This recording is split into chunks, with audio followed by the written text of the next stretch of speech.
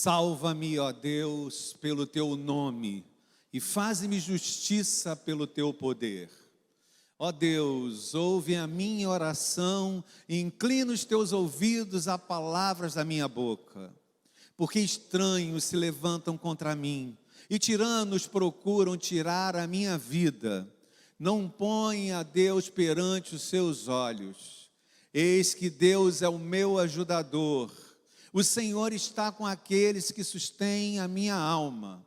Ele pagará o mal daqueles que me andam espiando e destrói-os pela sua verdade. Eu te oferecerei voluntariamente sacrifícios. Louvarei o teu nome, ó Senhor, porque é bom, porque me livrou de toda angústia. E os meus olhos viram cumprido o meu desejo acerca dos meus inimigos. Amém. Amém. Falei do Salmo 54 na semana passada, lembra? Vou falar quarta-feira também. Sabe qual vai ser o tema quarta-feira? Traição. Eu queria que você assistisse. Hein? O tema quarta-feira será traição. O contexto desse salmo, para você que está chegando hoje e não assistiu, eu vou fazer um resumo de 2 minutos.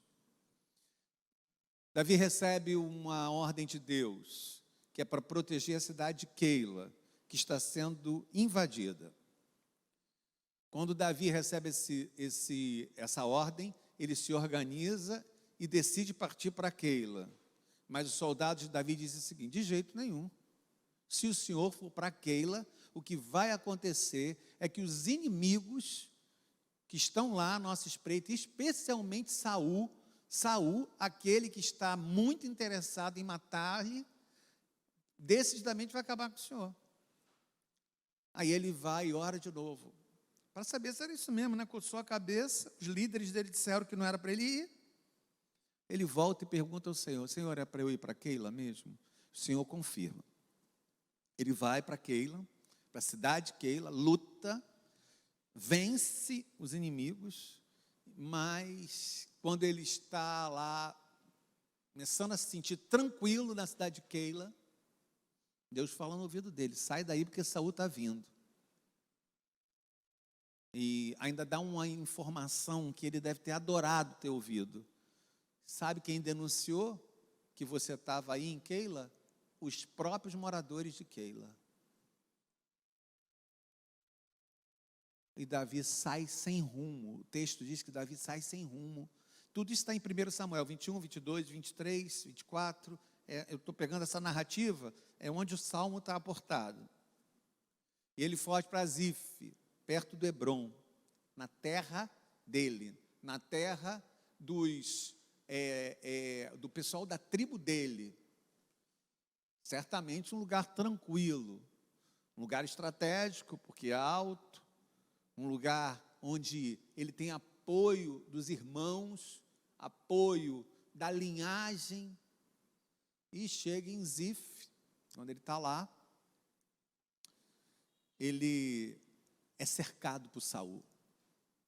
Saul tinha um líder muito fabuloso, Abner, era um guerreiro muito poderoso e muito com visão de luta, estratégia militar.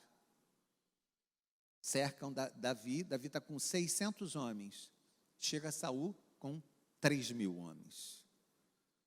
E quando cercam Davi não sabe o que vai acontecer. Ele não tem mais para onde correr. Está de frente. Mas eis que Saul recebe uma notícia: os filisteus invadiram Jerusalém. Volta. E Davi volta, e Saul volta, e o que seria uma confusão danada, vira, a gente entende como o plano de Deus. Essa é a introdução da história que eu contei domingo passado, para que você entenda o Salmo 54. Os salmos estão aportados em trechos da vida daqueles que viveram. Aí ele bota no verso 3, porque os insolentes se levantam contra mim. Quem são esses insolentes? Esses insolentes, na verdade, representam o próprio povo, representam os próprios irmãos que o traíram, o povo da sua própria descendência, o povo da sua própria casa. Esses são os insolentes.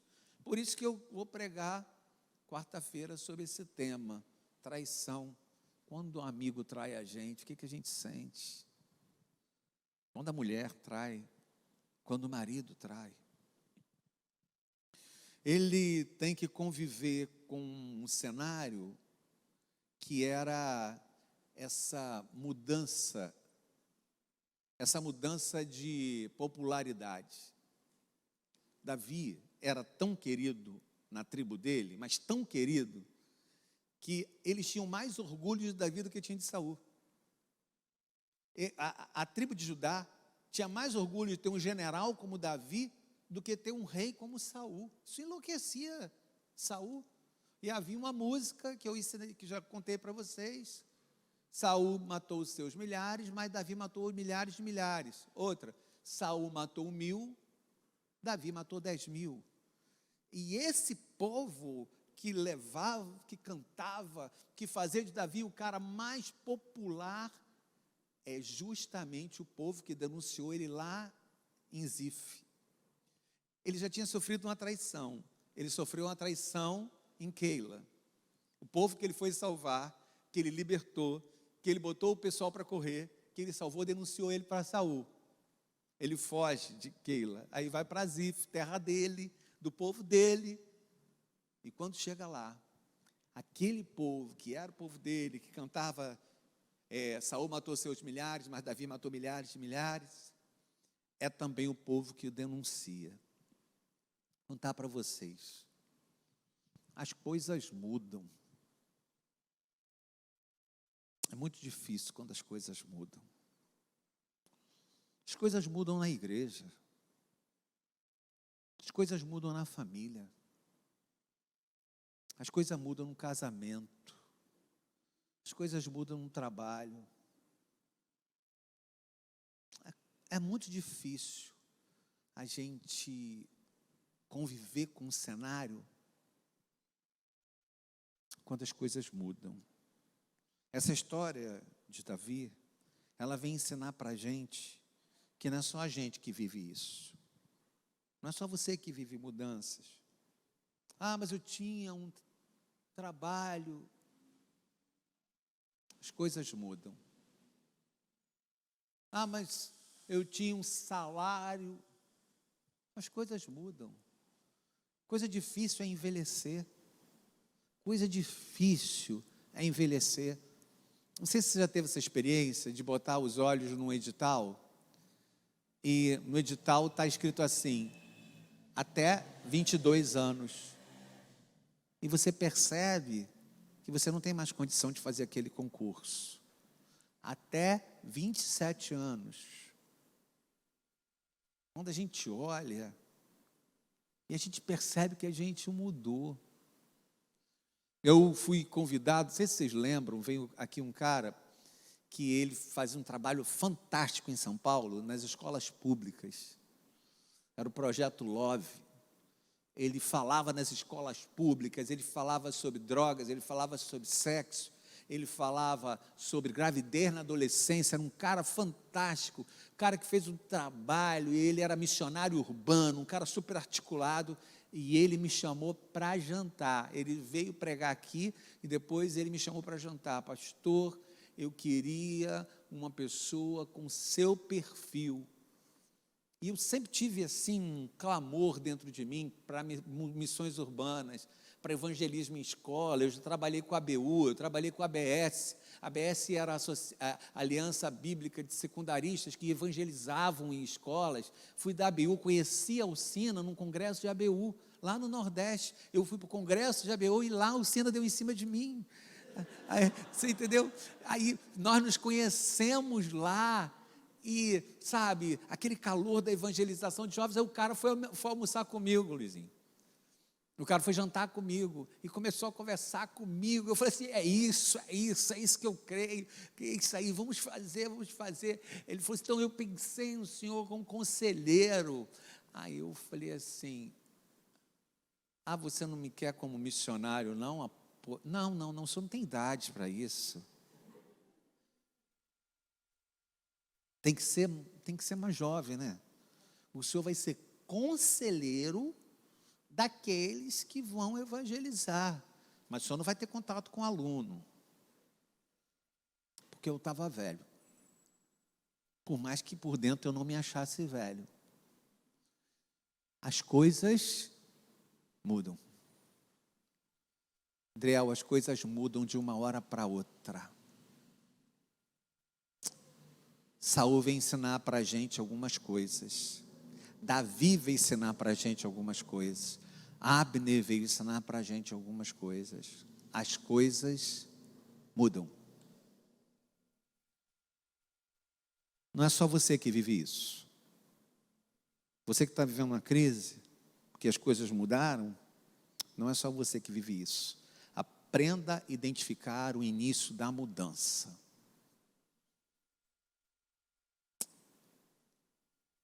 De repente, eu não sei se eu falei isso na semana passada. Se eu não passei, eu vou falar. A prova que as coisas mudam é que o pastor esquece, entendeu? Tudo era apenas uma brincadeira, foi crescendo e me absorvendo. De repente eu me vi assim, completamente seu. E a minha força amarrada no seu passo. Lembra dessa música? E tudo era mais lindo, mais belo, uma pureza, mais carinho, mais paixão, mais alegria no meu modo de lidar. Quando a poesia se fez mais clara e mais sentida, quando a poesia se fez folia em minha vida, você veio me falar dessa paixão inesperada por outra pessoa. As coisas mudam. Não só mudam para você, mas você precisa identificar o início da mudança. Aprenda a suportar a mudança. Aprenda a suportar a mudança de cenários, para que a sua vida não desmorone. Namoros mudam, casamentos mudam, relacionamento com a família muda, trabalho muda, igreja muda. A gente precisa sim, ter uma noção de identificar quando a mudança começa. Saul não teve essa sabedoria e conseguir sobreviver à mudança sem que ela desmorone com você. Como não desmoronar, pastor? Se eu lembro disso no banho, se eu lembro disso no almoço, se eu lembro disso na hora de dormir, como não desmoronar? Se isso fica visitando a minha mente, se essa mudança eu não consigo lidar com ela, se a mudança no meu casamento eu não consigo lidar com ela, se a mudança no trabalho eu não consigo lidar com ela, se a mudança na igreja eu não consigo lidar com ela, como é que eu faço? Eu só penso nisso, eu vou tomar banho, eu penso nisso, eu vou dormir, eu penso nisso, eu vou comer, eu penso nisso. Esse é um sinal que você começou a adoecer. E não percebeu quando as coisas começaram a tomar um outro tamanho. Será preciso abrir a alma a Deus para que Ele toque na nossa angústia. Primeira coisa para levar para o coração. Será preciso abrir a alma para que Deus toque na nossa angústia. É preciso colocar nome, abrir o coração, clamar e pedir ajuda. É preciso nomear, é preciso abrir o coração, é preciso clamar e é preciso pedir ajuda. Mas eu quero te perguntar, o que é mais difícil de fazer na hora da angústia, na hora que a angústia chegou? A angústia já tomou conta de mim. Eu lembro disso na hora que tomo banho, eu lembro disso na hora que eu como, eu lembro disso na hora que eu vou dormir. essa angústia já invadiu meu coração. O que é que eu faço para lidar com ela? Primeiro, nomeie. Segundo, abra seu coração. Terceiro, clame. E quarto, peça ajuda. O que é o mais difícil de fazer na hora da crise? Nomear, abrir o coração, clamar ou pedir ajuda? Eis que Davi está vivendo isso. Um drama dos grandes, um problema dos grandes, perseguido por Saul, seu sogro, que quer matá-lo. Ele vive a traição daquelas pessoas que ele saiu para libertar. Ele vive a traição da própria família, ele vive a traição da própria tribo, e ele vive uma mudança de cenário. Como Deus soluciona esse problema de Davi? Deus envia Jonatas para tratar a angústia de Davi. Gente, quem é Jonatas? Justamente o filho de Saul. Justamente o filho de Saul é enviado para tratar da angústia de Jonatas. 1 Samuel 23:16. Então Jonatas, filho de Saul, se levantou e foi falar com Davi em Heresa, e ele lhe fortaleceu a confiança em Deus. Justamente, Deus poderia ter enviado um sacerdote, Deus poderia ter enviado um profeta, Deus poderia ter enviado alguém da cidade, mas Deus envia o filho de Saul. Eu não entendo os caminhos de Deus, mas os caminhos de Deus são melhores que os meus. Eu não entendo porque Ele envia para fortalecer o coração de Davi, justamente o filho do assassino, o filho do cara que quer matá-lo. Eu não entendo os caminhos de Deus, mas os caminhos de Deus é isso. Eu não entendo os caminhos de Deus, mas os caminhos de Deus são melhores que os meus. Às vezes, gente, Deus fala com a gente através de coisas mais bobas que você pode imaginar. Tinha uma pessoa, a Amanda está aí? Está ali atrás tomando conta da transmissão. Luísa não está aí, né? Tá aí, as duas estão ali, então vocês duas que vão mais ser atingidas por isso. Eu de manhã recebia um zap com a mensagem da Cleia. Todo mundo sabe que eu detesto mensagem de zap, não, vocês sabem, né? Aquela coisa assim, bom dia, com passarinho, então um gatinho fala, bom dia, eu odeio, aí que eu odeio mesmo. Mas eu recebi a mensagem da Cleia, eu vou falar assim, eu vou falar para ela não me mandar não, eu não vou falar não, senão ela pode ficar magoada. Mas que vontade de bloquear ela no telefone, gente. Que vontade que me dava, meu dedo coçava de eu bloquear, que ela me mandava mensagem todo dia, ela me mandava mensagem. Guardaram esse comentário?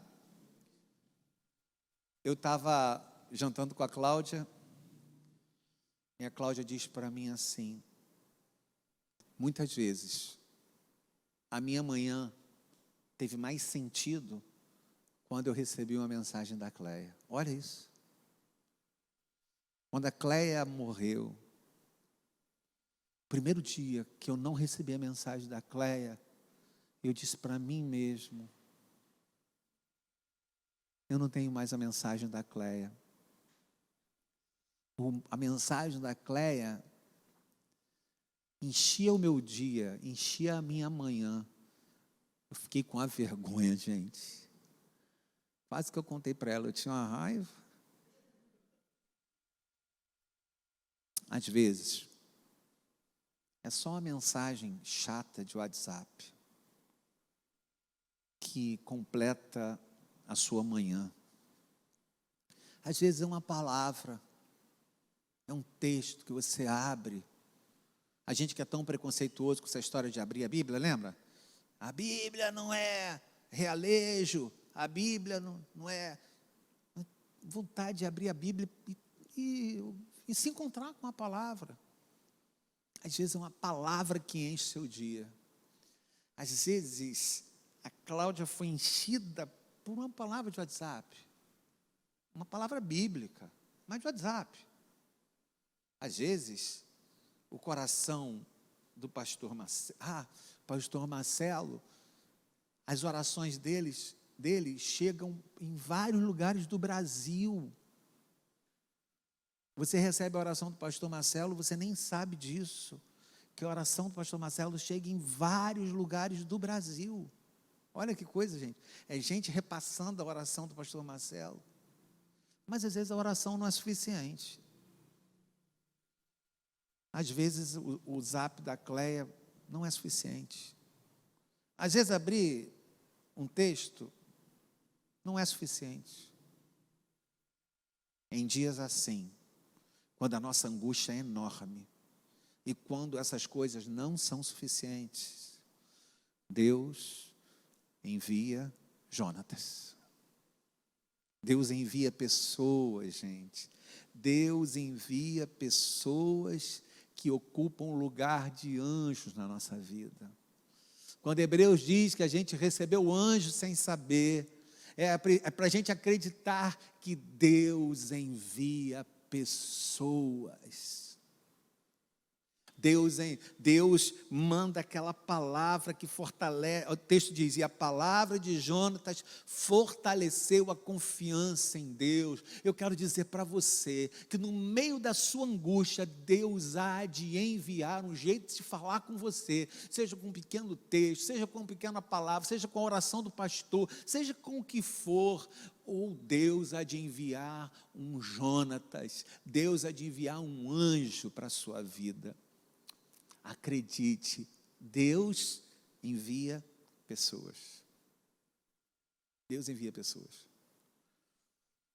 Quer gravar algumas coisas no coração? Você que está em casa, anota aí. Eu preciso me cercar de pessoas que fortaleçam a minha confiança em Deus.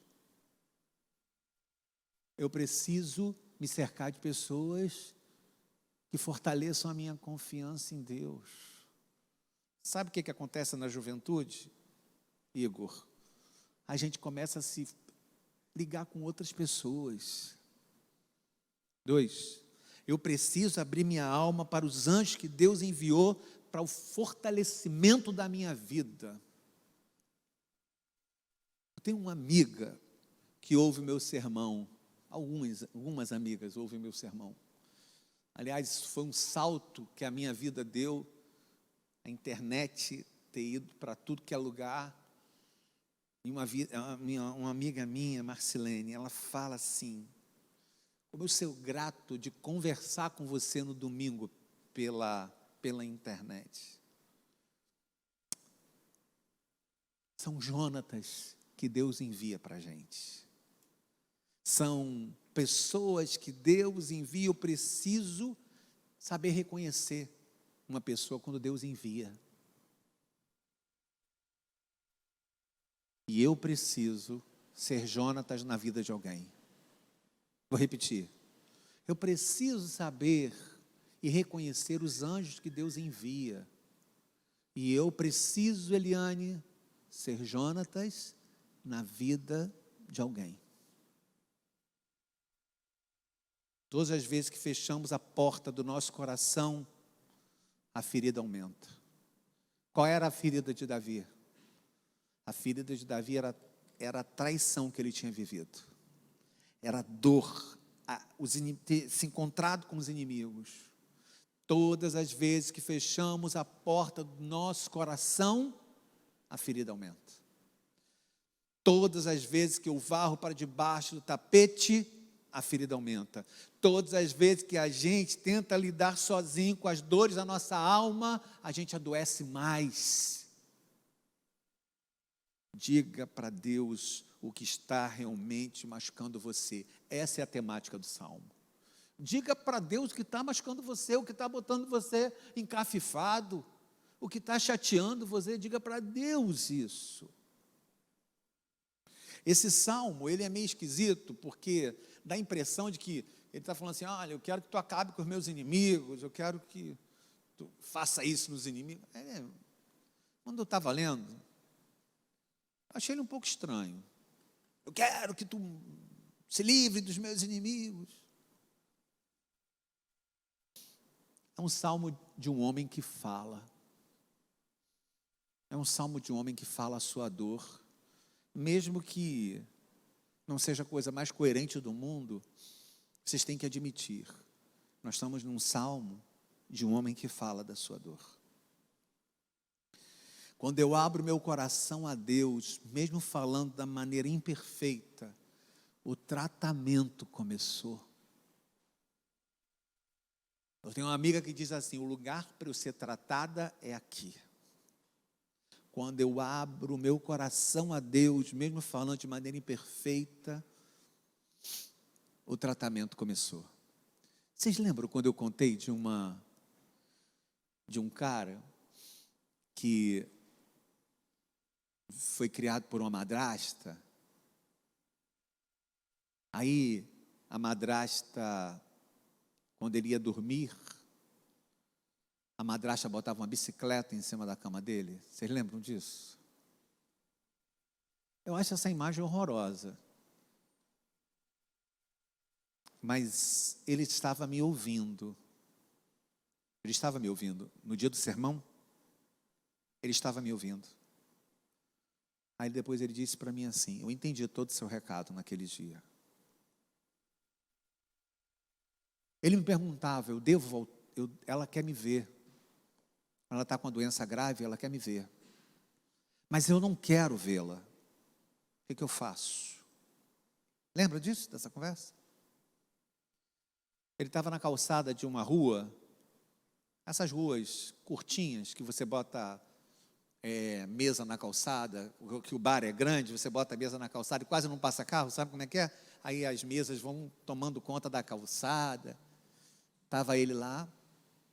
Daqui a pouco passa um carro devagar. E ele lembrou de toda a nossa conversa. E falou assim: eu não quero vê-la. Passa um carro devagar, tem um cara dirigindo e a madrasta está no banco de trás. Sabe o que ele faz? Ele larga a mesa e começa a gritar e correr atrás do carro. Aí, quando ele chega perto dela, ele fala para ela assim: que bom te ver de novo. E ela diz para ele: eu sinto demais a sua falta. Eu estou muito doente, mas eu precisava te dizer: eu sinto demais a sua falta. Só que começou a chegar carro atrás. Do carro, era uma rua, lembra que eu estava falando que era uma rua curta? Começou a chegar carro atrás. Sabe o que os amigos dele fizeram? Se levantaram das mesas e foram nos carros. Um filho se reencontrando com a madrasta, se perdoando. Tenha calma. E nenhum carro buzinou. Ficou uma fila de carro esperando e testemunhando a conversa dele. Sabe como ele saiu da conversa? Dizendo para ela assim: eu conheço muita gente. A partir de agora, sou eu que marco seus médicos. Sabe quando isso aconteceu? Semana passada. Vocês entenderam? Que Deus manda para a nossa vida os Jonatas na hora certa. Deus manda para a nossa vida os recados na hora certa. Então, o recado para você nessa noite é: você está precisando conversar com Deus. Você está precisando conversar com Deus. Mesmo que seja uma conversa imperfeita, mesmo que seja uma conversa truncada, falando de qualquer jeito. O pastor falou uma coisa que eu gostei tanto uma vez, num sermão, ele contando que ele tinha muita revolta com Deus, porque Deus tinha tirado as pessoas que ele amava. Ele acordou chorando, e aí ele falou assim, que ele ouviu nitidamente Deus dizer para ele: o que você tem contra mim? Aí ele falou tudo para Deus. E no sermão ele falou uma coisa que eu gostei muito. Ele diz assim: nós lidamos com um Deus que não simplesmente nos procura e diz quem é, mas o Deus que nos chama para a conversa. Um Deus que poderia esmagar Saulo de Tarso com os dedos, diz: Saulo, por que me persegues? Entende isso? O Todo-Poderoso dizendo para um homem: por que me persegues? Porque no fundo, ele está chamando Saulo para uma conversa. Esse pastor que teve essa experiência com Deus, ele entendeu que Deus estava chamando ele para uma conversa. Esse cara que teve experiência com a sogra, ele entendeu que Deus estava chamando ele para uma conversa. Nós servimos a um Deus que está mandando um recado para nós: você precisa de uma conversa. Você precisa conversar. Você precisa de uma conversa. Você precisa falar. Você precisa conversar. O teu pai que te ama é capaz de tratar as feridas da tua alma. Mesmo que você fale de coisas assim meio doidas, mesmo que você fale um monte de reclamação, há um Deus que é Pai, que é capaz de tratar as feridas da nossa alma. Esse salmo é um relato de pessoas que de alguma maneira se identificam com Davi, com o que Davi está sentindo. Pessoas que foram feridas por atos e por palavras. Às vezes, a gente é ferido por atos e por palavras, por atitudes. Maridos que feriram, mulheres que feriram, filhos que foram marcados. Esse salmo é um recado para pessoas que precisam nomear, abrir o coração, clamar e pedir ajuda. Nomear, abrir o coração, clamar e pedir ajuda. Eu quero falar com você que você não tem que viver isso sozinho. Eu falo em especial para as pessoas que sofreram abuso familiar. Eu queria conversar com você, mulher, que sofreu algum tipo de abuso familiar, que não tem coragem de falar com a família, você que teve que fugir da sua casa. Você que teve que fugir da sua casa, porque aquela pessoa que jurou amor por você, começou a te ameaçar. Eu quero dizer para você que é uma criança que teve seu corpo marcado, que um dia foi criança e teve seu corpo marcado, eu quero dizer que você não tem que viver isso sozinho. Abuso familiar é uma coisa que está tão perto da gente, a gente não faz ideia. Você não tem que viver isso sozinho. Existem coisas que estão acontecendo perto de nós.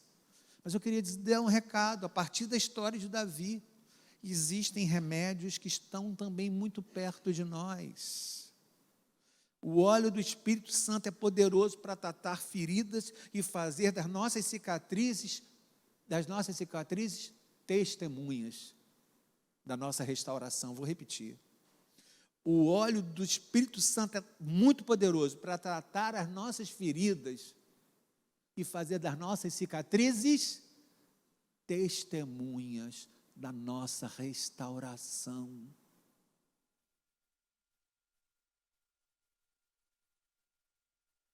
O que eu faço agora não entendeis, mas depois vocês vão entender.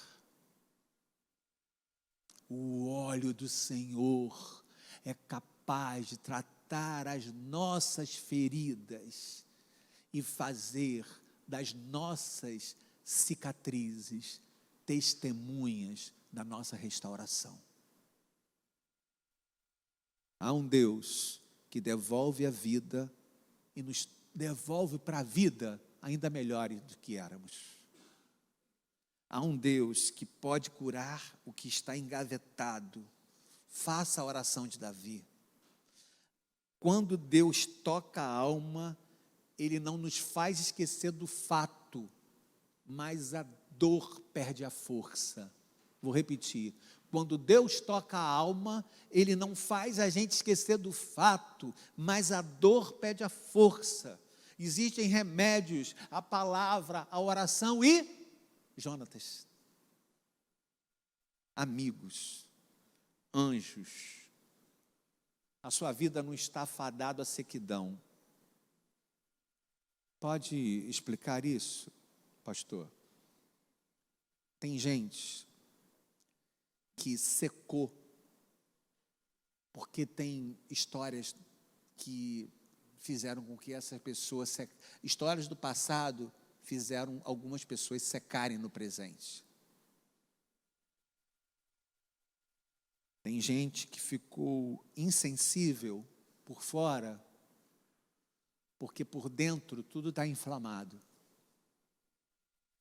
É gente que ficou insensível por fora, porque por dentro tudo está inflamado. Conclusão. Se eu tenho marcas, eu tenho que conversar com essas marcas e dizer para essas marcas: se Deus é por nós, quem será contra nós? Marcas não podem impedir propósitos. Vamos repetir isso? Marcas não podem impedir propósitos. Mais uma vez, marcas não podem impedir propósitos. Marcas devem ser marcos de dependência. Olha o que eu acabei de falar. Marcas precisam se tornar marcos de dependência. A marca precisa se tornar um marco de dependência de Deus. Você precisa então de cura hoje. Você precisa de cura para adorar melhor. Você precisa de cura para amar melhor. Você precisa de cura para se relacionar com a sua mulher. Você precisa de cura para trabalhar melhor. Você precisa curar por dentro para não ser tão insensível por fora. Hoje você tem dificuldade de demonstrar amor. Hoje você tem dificuldade de demonstrar amor para a mulher. Você tem dificuldade de demonstrar amor para os filhos. Porque você tem coisas por dentro muito machucadas que precisam ser curadas na base. Precisam ser tocadas na base, porque se você for tocado na base, você vai adorar melhor, você vai amar melhor, você vai trabalhar melhor, se você for tocado na base. Você precisa de comunhão. Lembra do livro, O Lugar Mais Seguro da Terra? Você precisa de comunhão. A igreja é esse lugar. Uma vez curado, Davi conseguiu conviver com a tribo que o perseguiu, que o traiu. Uma vez curado, Davi conseguiu lutar para defender aquela tribo que o traiu. Uma vez curado, Davi conseguiu governar as tribos que o traiu. Sabe por quê? Porque depois que a gente é curado, a gente consegue sabedoria para olhar para as pessoas e entender que elas têm olhos diferentes do nosso. Depois de curado, a gente consegue entender os olhos do marido, entender os olhos da esposa, entender os olhos do filho. Eles têm olhos diferentes do nosso. Você precisa ter paciência com pessoas que não entendem o plano de Deus. O Salmo diz assim, eles não têm Deus diante dos seus olhos. Olha isso, que lindo. O Salmo diz: Senhor, eles não têm Deus diante dos seus olhos. Então você precisa entender quando esse marido age assim, porque esse marido não tem Deus diante dos seus olhos. Então calma. Calma com esse filho que não tem Deus diante dos seus olhos. Calma. Calma com essa filha que não tem Deus diante de seus olhos, faz um monte de maluquice na casa. Calma. Você precisa pôr os olhos em Deus, e você precisa pôr Deus nos seus olhos. É a mesma coisa? Eu vou repetir. Você precisa pôr os olhos em Deus, e você precisa pôr Deus nos seus olhos. É completamente diferente. Eu preciso pôr Deus nos meus olhos para eu olhar para a vida diferente, com outra perspectiva, olhar para as pessoas de maneira diferente, olhar para os meus filhos de maneira diferente, olhar para minha filha de maneira diferente. Eu preciso ter Deus nos meus olhos. E eu preciso colocar os olhos em Deus para eu conseguir ser diferente. Davi precisava colocar os olhos em Deus. Quando Jonatas aparece na vida de Davi, o que ele faz na vida de Davi? O texto disse o quê? Que ele foi fortalecer a fé que havia dentro de Davi, para que Davi conseguisse colocar os olhos em Deus. Eu quero dizer para você que esse momento é um momento difícil, então é hora de você colocar os olhos em Deus, é o momento de você colocar os olhos em Deus. Se as coisas estão complicadas, é o momento de colocar os olhos em Deus. Se as coisas estão difíceis, é a hora de botar os olhos em Deus. E se eu olho para as coisas e as coisas estão embaçadas, preciso colocar Deus nos seus olhos. Porque se eu conseguir colocar os olhos em Deus, e se eu conseguir colocar Deus nos meus olhos, eu vou entender melhor as pessoas. Vou entender melhor minha filha. Eu vou entender melhor o meu filho. Se eu conseguir colocar os olhos em Deus e Deus nos meus olhos, eu posso governar a minha casa, mesmo com todos os ressentimentos do passado. Igreja Presbiteriana de Curicica, ponha os olhos em Deus. Igreja Presbiteriana de Curicica, ponha Deus nos seus olhos para enxergar as coisas com os olhos de Deus.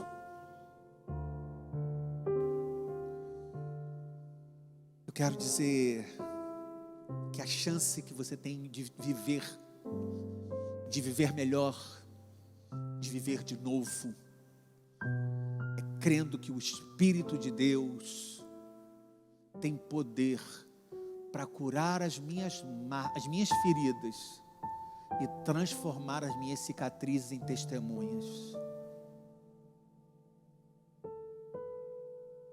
O Espírito de Deus está aqui. Ele tem esse poder de tocar nas suas feridas e fazer das suas cicatrizes testemunhas. Então, para quem foi o sermão? Para mim. Para os feridos de alma. Para quem foi o sermão? Para os cativos, para os oprimidos, para os enfermos, para os doentes. Para quem foi o sermão?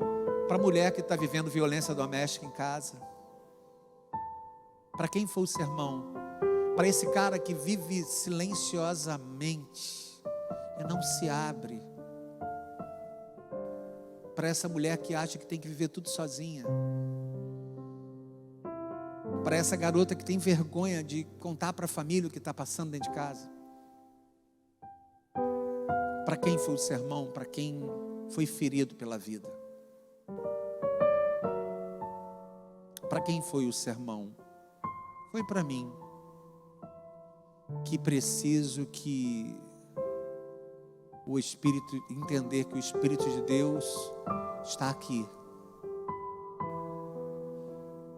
Para mim, que preciso entender que o Espírito de Deus está aqui. E para você que precisa entender que o Espírito de Deus está aí. O Espírito de Deus está aí, mudando as pessoas, o coração, mudando tudo, botando tudo no lugar.